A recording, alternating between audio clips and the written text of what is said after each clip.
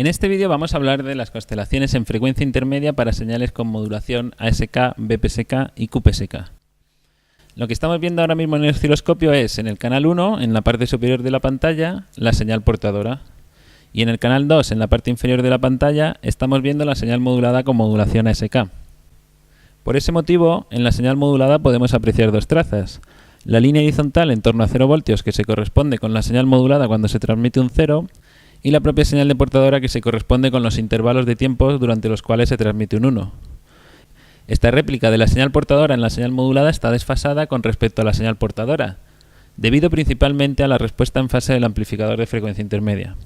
Por lo tanto, dicho desfase dependerá de la frecuencia de portadora e idealmente tendrá que ser proporcional a dicha frecuencia. Bien, pues poniendo ahora el osciloscopio en modo XY podemos observar la constelación en frecuencia intermedia para una modulación ASK. Ajustando los valores de offset y la escala de ambos canales, observaremos mejor la traza obtenida. Ahora mismo la coordenada X de la traza se corresponde con la señal portadora y la coordenada Y se corresponde con la señal modulada. Así, cuando nosotros transmitimos un 0, la coordenada Y siempre es 0, a pesar de que la coordenada X varía entre más o menos la amplitud de la señal portadora. Por eso la traza horizontal se corresponde con los intervalos de tiempo en los que transmitimos un 0. En los intervalos de tiempo en los que transmitimos un 1, la coordenada X, es decir, la señal portadora, es una sinusoide, mientras que la coordenada Y es la portadora desfasada, es decir, una sinusoide de la misma frecuencia pero distinta fase. Vosotros deberíais saber que entonces la traza resultante es una elipse, y por lo tanto la traza de la elipse se corresponde con los intervalos en los que transmitimos un 1. Por otro lado, la excentricidad de la elipse depende de la diferencia de fases entre la señal portadora y la señal modulada durante los unos. Una diferencia de fases que depende a su vez de la frecuencia de portadora. Por lo tanto, nosotros podemos controlar la excentricidad de la elipse variando la frecuencia de portadora, resultando una línea recta de pendiente positiva cuando la portadora y la señal modulada están en fase durante la transmisión de los unos, o una línea recta de pendiente negativa cuando la portadora y la señal modulada están en contrafase durante la transmisión de los unos. Por lo tanto, al estar en contrafase, la coordenada Y es igual a menos X.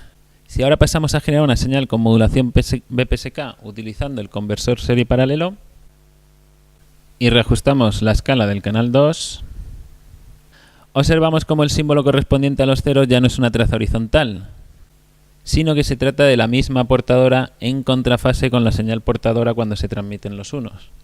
Por eso, si uno de los símbolos está en fase con la portadora, el otro símbolo está necesariamente en contrafase.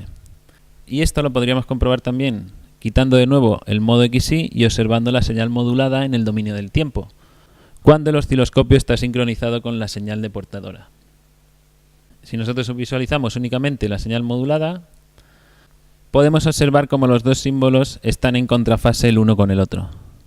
Incluso variando la frecuencia de portadora, ambos símbolos seguirían estando en contrafase el uno con el otro, a pesar de que si volvemos a poner el modo XY, ya no estarían en fase y contrafase con la portadora. Estas dos elipses representan la constelación en frecuencia intermedia de la modulación BPSK, y al estar los símbolos en contrafase, el eje mayor de una de las elipses coincide con el eje menor de la otra elipse y viceversa. Cuando uno de los símbolos está en cuadratura con la señal de portadora, lo que podemos conseguir variando la frecuencia de la señal portadora, observamos cómo las elipses se transforman en circunferencias, es decir, son elipses de centricidad 1, y el otro símbolo también estará en cuadratura, por lo que ambas trazas, como observamos en la pantalla, coinciden en el mismo círculo. Por último, si nosotros generamos ahora una señal con modulación QPSK, lo que observamos tras ajustar la escala vertical es que aparecen dos nuevas trazas correspondientes a los dos nuevos símbolos incorporados a la modulación. En este caso, si variamos la frecuencia de portadora para que uno de los símbolos esté en fase con la señal de portadora,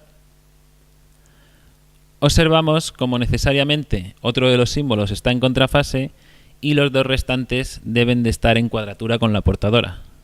Por lo tanto, la constelación en frecuencia intermedia para una señal con modulación QPSK serían 4 elipses. Y bueno, esto es lo que os queríamos explicar en este vídeo, así que como siempre esperamos que os haya servido de utilidad.